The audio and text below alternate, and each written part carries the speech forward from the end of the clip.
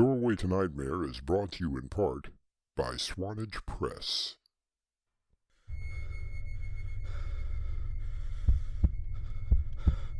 It lies in wait amidst your dreams, where nothing is ever how it seems. It is a portal to a terrifying world beyond the doorway to nightmare.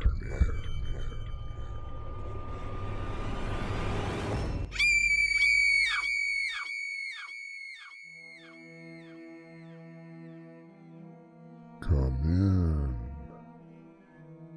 Welcome. I'm Artemis Black. One of the noblest professions, in my opinion, is the role of the caregiver. Usually a family member who sees after the needs of someone who is infirmed and can no longer do the tasks which are required if one wants to stay alive. I don't think you have anything to worry about, Mrs. Hampton. But how long, Dr. Mason? How much longer can Stanley even survive? I mean, look at him. He hasn't been able to move since his stroke last year. Well, with good care that you've been giving him, he'll probably live, possibly another 30, maybe even 40 years. 40 years? 40 years of cooking, cleaning him, looking after him. And that damn bell! Just driving me past the point of insanity.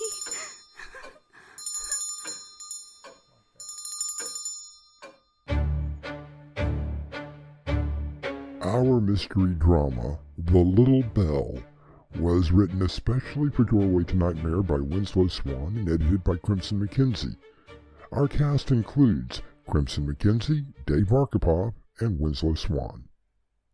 I'll return shortly with Act 1.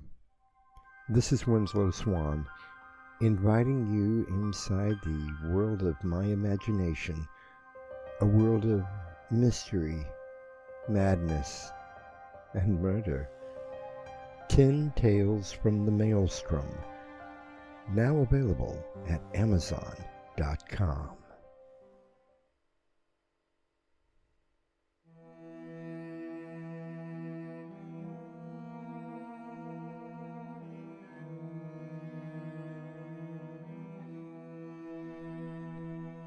Rosalind Carter, wife of President Jimmy Carter, once said, "There are only 4 kinds of people in the world: those who have been caregivers, those who are currently caregivers, those who will be caregivers, and those who will need a caregiver." Personally, I like the sentiment, but then I don't believe that Mrs. Carter ever met someone like Susan Hampton. I met Stanley Hampton while I was still in college. Yes, he was almost 20 years older than I, but his bank account was over 7 figures. It didn't take long for him to ask for my hand in marriage. Oh, Stanley could be so old-fashioned. He actually got down on one knee to propose to me. Did I love him? Of course not. I loved his money and couldn't wait for him to, shall we say, have an accident.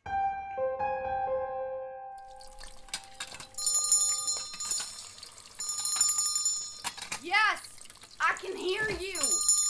I'm going as fast as I can. Why couldn't you just die?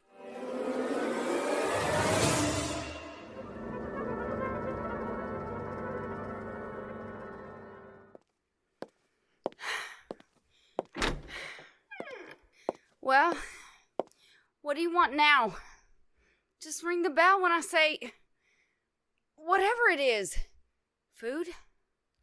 Medicine? Oh, God, have you Again?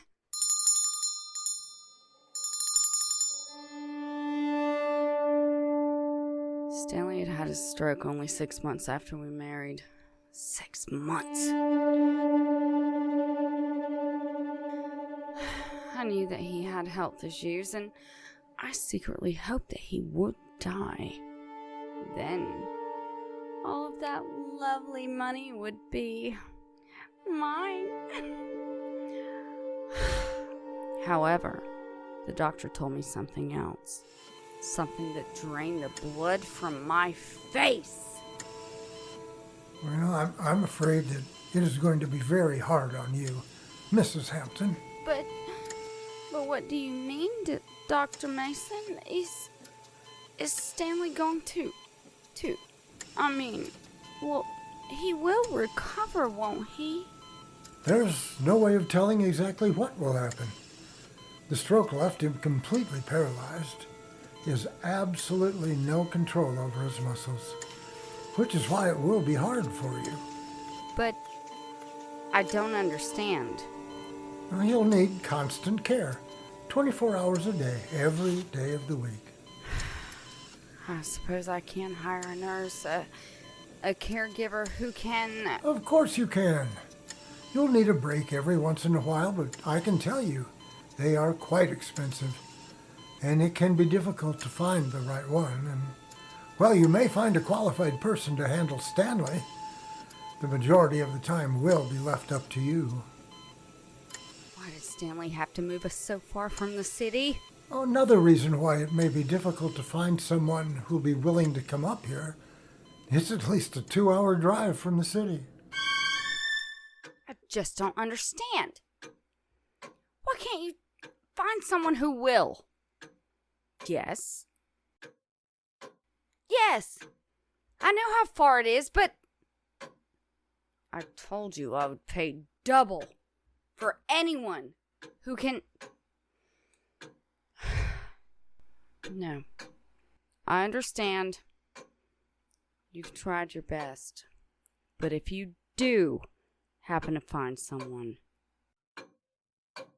yes, please call me. That damn bell.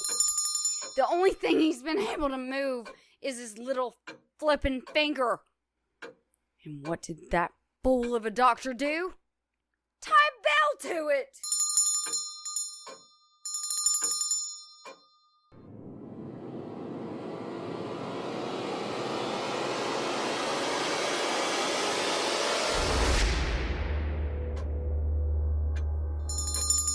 There we are. You should be able to hear it whenever he needs something.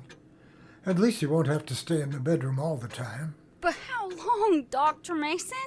How long? For what, Mrs. Hampton? It's been over a year now since his stroke. And all he's managed to move is his finger. How long could he possibly have to live? Oh, you mean, what is my prognosis? Mrs. Hampton, you have nothing to worry about. Why, with the care that you've been providing for him, he could live another 30, maybe 40 years. Oh, so you mean he'll be able to finally move again? Well, I'm afraid he will never be able to move again.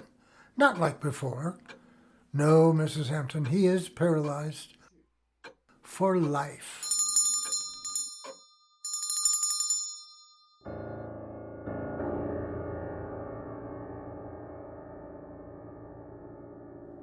Clinical social worker and the author of The Mindful Caregiver, Nancy Kreisman, once said, "The only control you have is over the changes you choose to make." I wonder what sort of changes Susan Hampton would like to make when dealing with her own situation. Let's find out together when I return with Act 2. The only witness to her murder cannot speak. Until now. Click A Tale of Revenge by Winslow Swan, now available on Amazon. Revenge is A dish best served cold.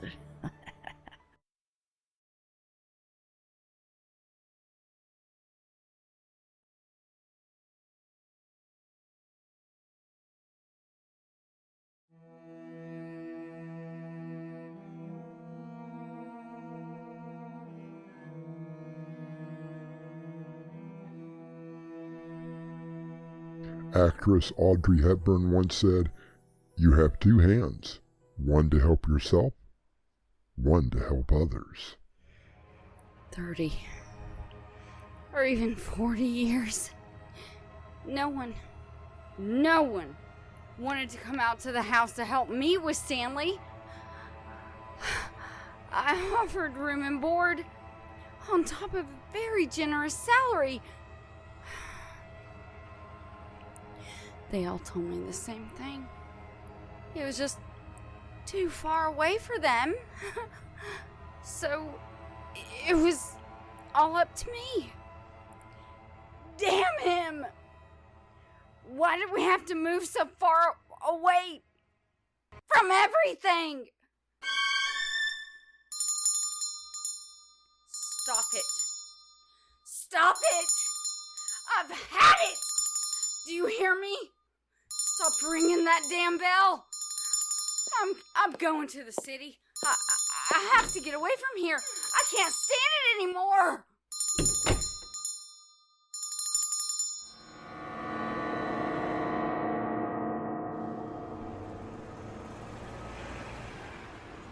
Excuse me, miss. Excuse me. What? I think this is yours. Oh my purse. I didn't even notice. Well, I was in the bookstore when I saw you leave it. You left without purchasing anything, and, well, I saw it sitting in the aisle. Thank you. Thank you so much, Mr. Harris. Ted Harris. And who do I have the pleasure of taking out to lunch? Mrs. Susan Hampton. Yep. That's my luck. You're already spoken for. Well... Do you usually give up so easily? Well, not usually.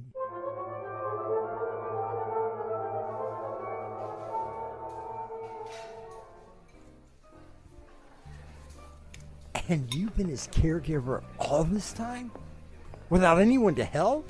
That's the price I pay for saying, for better or for worse. So who's watching him now? No one.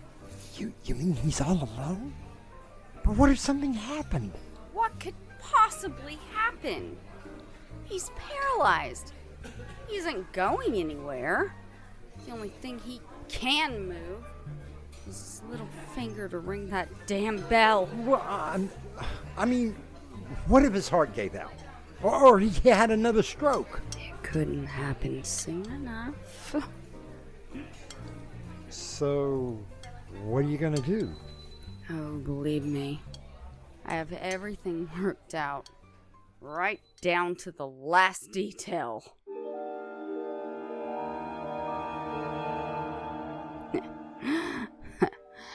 Everything worked out.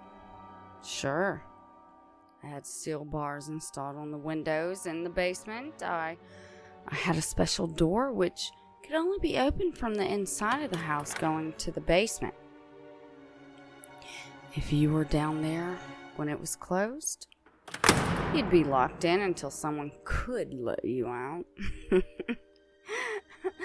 I put a month's worth of food down there, and then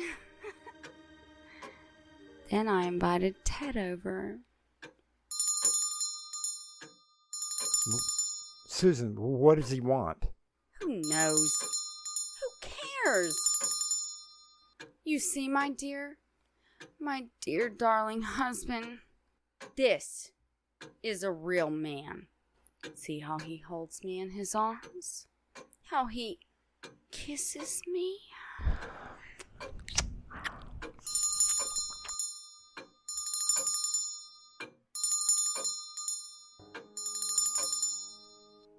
So, what are you going to do?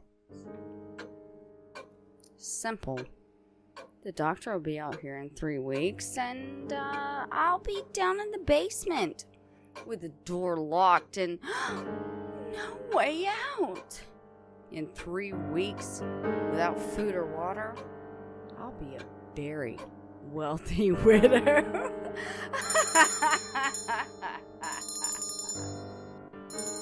I can think of no painful way to succumb to that eternal night than starvation. And to have it forced upon someone makes my skin crawl and a shudder run up my spine. I'll return shortly with our final act. Meet Jerry Connors, family man, businessman, psychopathic killer. The Convincer by Winslow Swan, now available on Amazon. Jerry Connors, he can convince you to do anything, even die.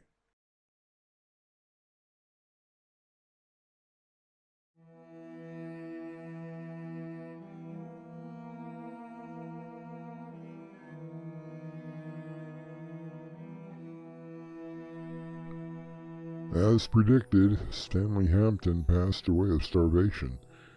The good doctor had come for his monthly visit and found the distraught woman in the basement, locked in and desperately trying to get out to, save her husband.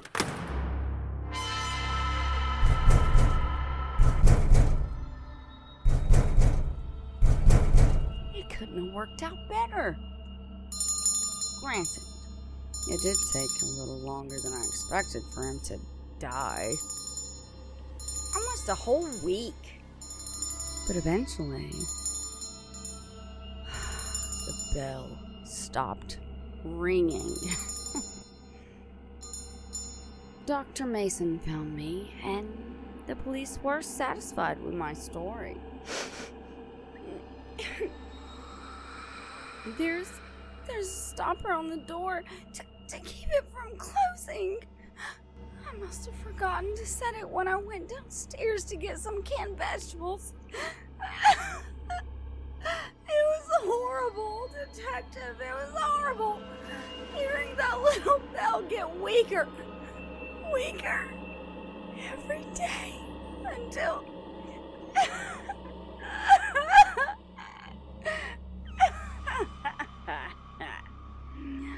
I thought I was a pretty good actress.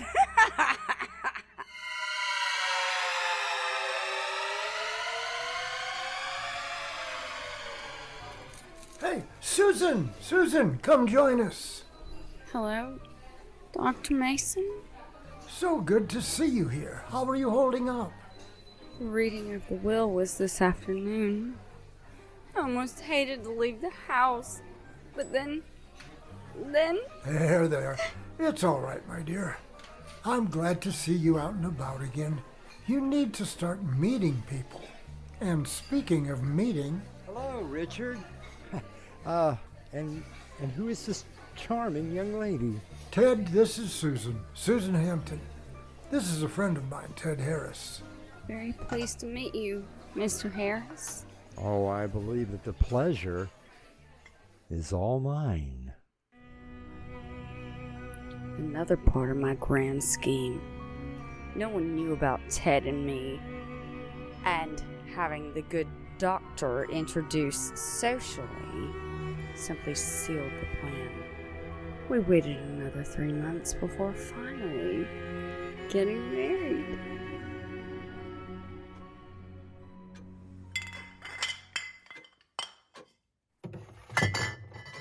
I hate this house! Really? Well, I sort of like it. Lots of space, away from everything. You didn't have to watch over an invalid every day. This house reeks of his stench. I just want to get away. Well, we could go to the beach house. No, Ted. You don't understand. I want to get rid of this mausoleum once and for all. Susan, you don't mean that. I mean, Look, I tell you what, let's just go to the beach house for the weekend and we'll think about it.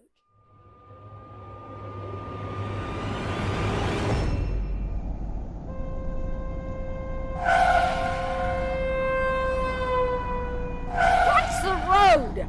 I am, my love. Oh, come on, Susan.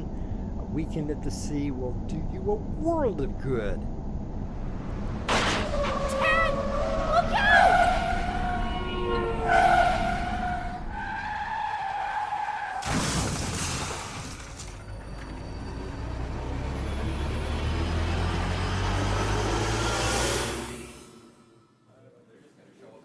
How are you holding up? Oh, they let me go about an hour ago.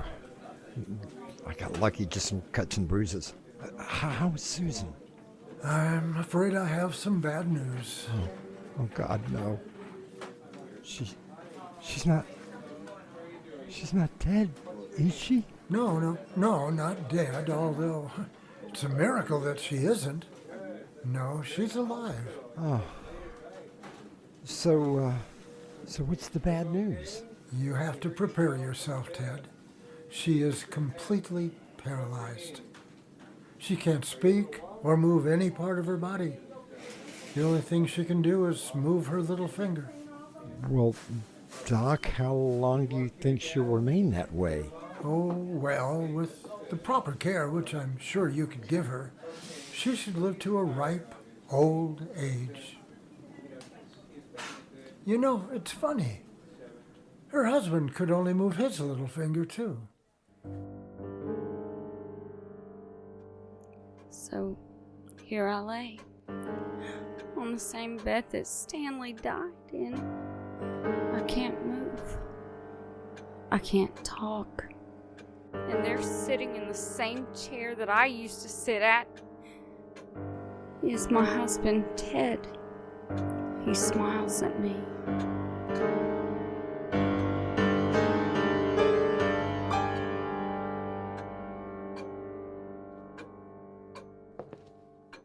Hello, my darling wife. Now, don't worry. When we took our vows and said, for better or worse, I meant every word. I remember the night you told me your plan. How after Stanley died, you would be a very wealthy widow.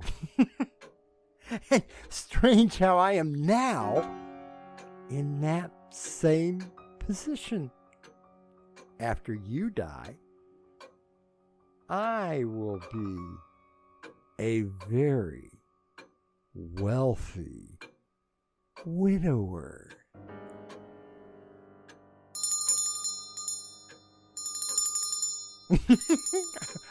I'm so glad I found that little bell you had put on Stanley's finger. He could ring it whenever he needed you. And now, well, you can do the same thing. That's right, honey. Just ring the bell if you need anything.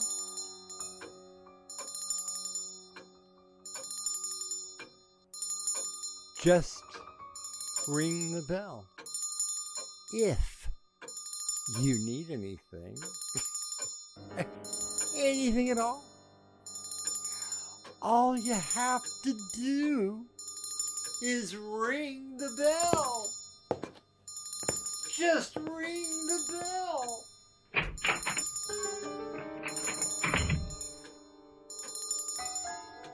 As Susan's little bell rings and rings, a single tear begins to fall down her cheek. I will return shortly with a final word. Mystery, horror, thriller, suspense. Novels and short story collections from Winslow Swan, now available from Amazon.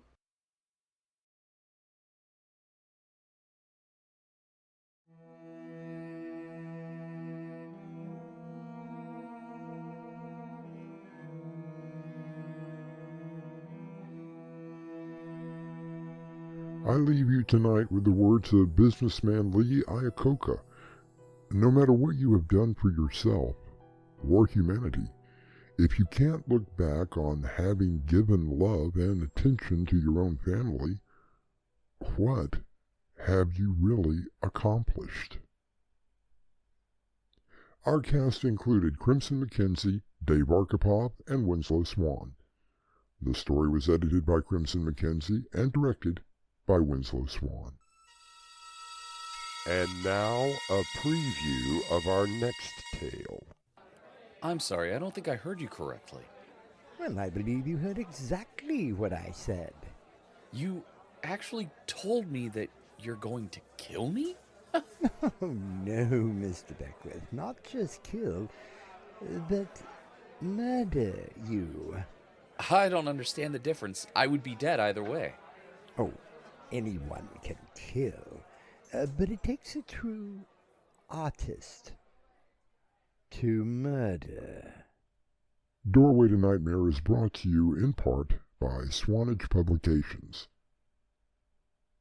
This is Artemis Black, inviting you to return with us to the Doorway to Nightmare for another adventure into the terrifying world of your imagination. Until next time, slumber peacefully. Epilogue. The butler did it.